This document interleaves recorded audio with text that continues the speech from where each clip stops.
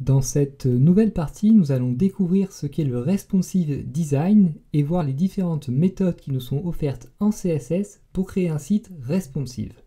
Alors, les mots responsive design en anglais peuvent être traduits en français par design adaptable. Par extension, le responsive design désigne donc généralement l'ensemble des techniques qui vont nous permettre d'adapter nos pages web à toutes les tailles d'écran afin d'avoir un bon rendu final donc. Alors la problématique du responsive design est apparue avec l'apparition des tablettes et des smartphones pouvant se connecter à Internet. En effet, donc, comment faire pour que mon site s'affiche aussi bien sur un petit écran de téléphone portable que sur un ordinateur de salon? Donc aujourd'hui, il existe 3 façons d'adapter son site afin d'avoir un bon rendu visuel sur toutes les tailles d'écran.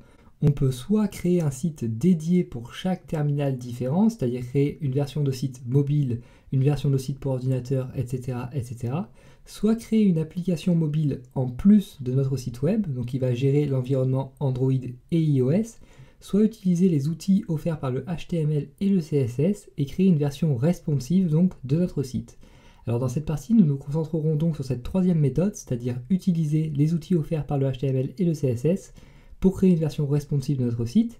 Et donc nous allons tout d'abord commencer par nous intéresser à l'élément méta et donc à un nouveau type de méta qui est le méta viewport.